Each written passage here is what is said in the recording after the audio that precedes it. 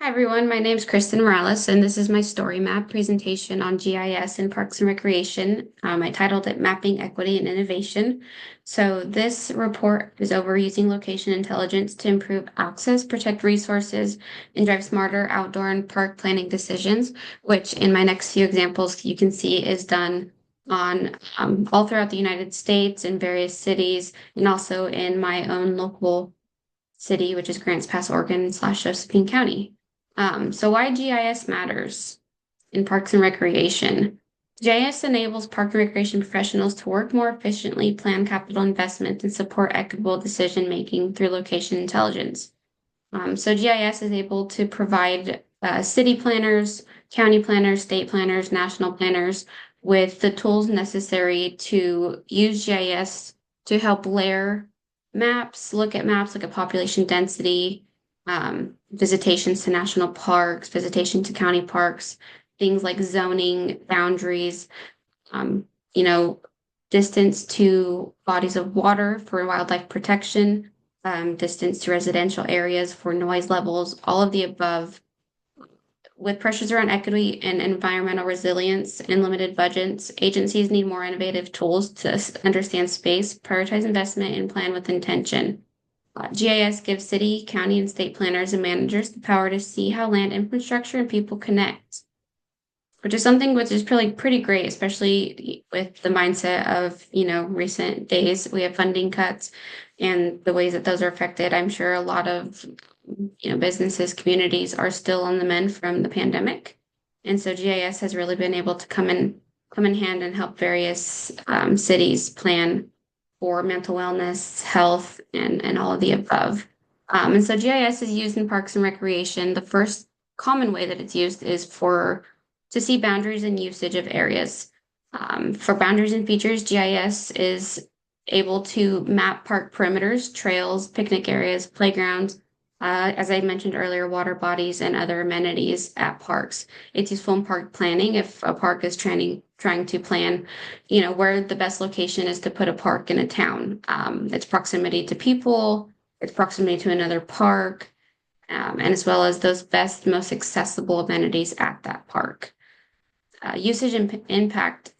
Towns and cities are able to see the usage and impact by facility use and program participation through location spatial data, and also managing infrastructure maintenance and project phases in real time. So the first example I have in here is mapping parks with precision, GIS in Josephine County. I like to look up things that are relevant to me and relevant to areas around me. I think it's more interesting to look at things that actually affect your life and things that you can visually see. And so this is something that I didn't know that Josephine County offers. Josephine County actually uses ARC and ESRI GIS mapping information to show a very interactive and engaging map of Josephine County. You can view many different layers in it, which I'll show as we get down here just a little bit. But the way that the city of Grants Pass uses it, they use it to manage and improve parks and recreation services through boundary mapping, asset tracking, and real-time project coordination. They have an actual GIS division that provides public access to maps that include trails, playgrounds, cities, and county parks, which gives the public and planners an accurate and interactive view of each park's layout and offerings. And so with this, GIS, it's a powerful tool and it really helps visualize data tied to a place. And for this instance, it's visualizing the town that I live in, and also the county and the city parks that I'm used to going to and seeing. And it really shows the role that GIS has in planning these improvements, these expansions, and identifying gaps in access, as well as protecting resources at the same time, because we do have a lot of environmental resources that we have here in our local Southern Oregon that should be protected. Let's see. So the map that we can see, let me go to it real quick. Let me see. Here we go. So I was able to combine the city of Grants Pass map right here. Let me click to interact here. And I thought this was really cool because it really shows the real time. And I never used story maps, and so I thought this was a great tool to use. So we can see here, we can right off the bat see the boundary lines of Grants Pass that they have set. We're able to see a legend right here. It shows us our city limits highlighted in the yellow line, our urban growth boundary highlighted in the blue line. And what I thought was great for this particular project in Parks and Recreation was the fact that I can show real-time layers of mapping. If I go to parks right here, I can click on the park and that will show me the boundaries and the features of our city parks. So let me zoom in a little bit and I can see the zoning area and boundaries of Baker Park, Riverside Park, which is a highly known, well-known park around here.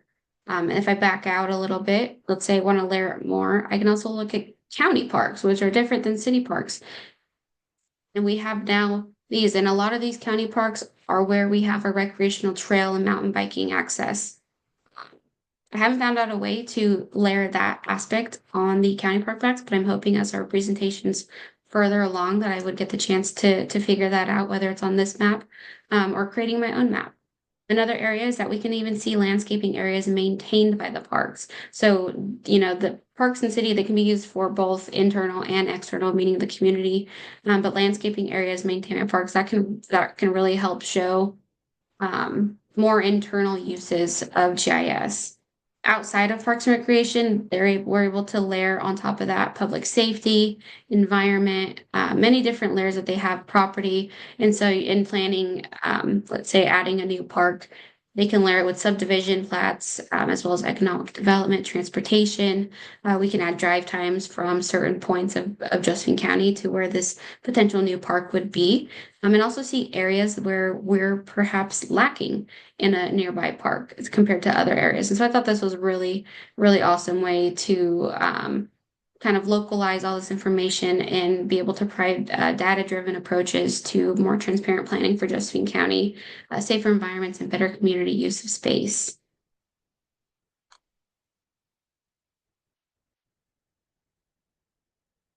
The GIS division enhances the management of city assets, facilities, and open spaces through spatial tools and data sharing.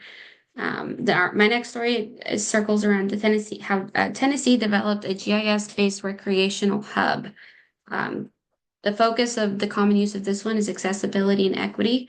Tennessee's use of GIS stemmed from COVID.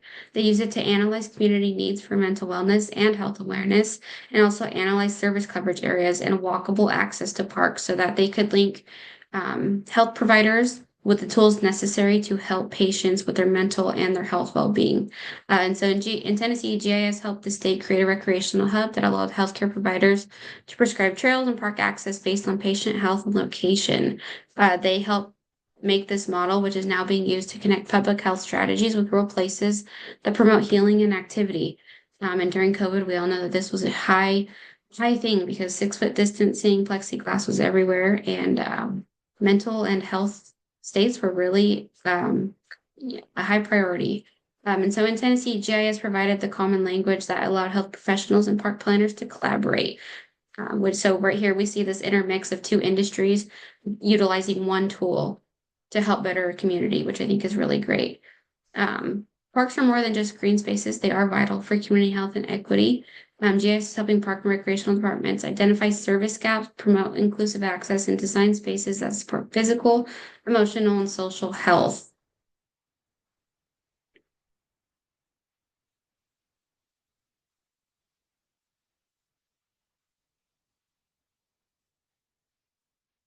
And so with this, they were able to demographic overlay to understand each health disparity. I did have a picture here, but I don't know if it's showing up to you guys or maybe just not on my screen. But if you click on the link to my story map, you'll be able to see it in here and kind of interact with it a little bit more than maybe I'm able to right now on this recorded Zoom. So essentially what Tennessee did is they utilized GIS and they allowed health providers to actively and engagedly see trail system and trail programs, as well as the proximity to whether it's someone's house, whether it's their own health facility, and they integrated ultimately the CDC health risk indicator and local clinic data. The last part is mapping movement, leveraging GIS to understand visitor trends. So the Golden State Park in San Francisco is one of the most iconic and heavily visited urban parks in the United States.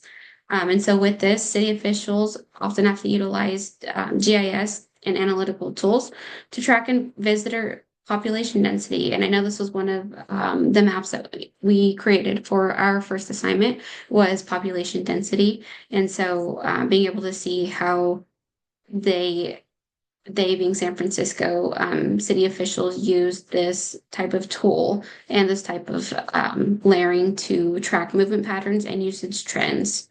Uh, They analyzed it by an anonymized mobile device data through GIS platforms. They were able to identify high traffic areas, peak usage times, and heavily used trail segments, zones of underutilization that may benefit for future programming or expansions, potential congestion or accessibility issues, and temporal patterns in park engagement, whether it's weekend versus weekday usage. And so this ultimately helps guide future expansions around whether the time to get into the park or out of the park is too long. GIS would play a crucial role in that. GIS data tells the story of what's happening in our parks, who's using them, and how they're being used, and where improvements are most needed. In any sort of business, whether it be parks and recreation, retail, anything like that, we always want to make the best decisions for our consumers. In this case, our consumers are communities. And so being able to manipulate and layer all of this wealth of information and use GIS tools and technologies that we have nowadays are able to give insights to park staff, to counties and city planners to make evidence-based, decision-driven improvements, such as even in the case of San Francisco, they're able to use this information to optimize trash collection or out-schedule maintenance and redesign paths that relieve congestion. And so they kind of range from low to high as far as what GIS can do in recreation and parks. Thanks for watching.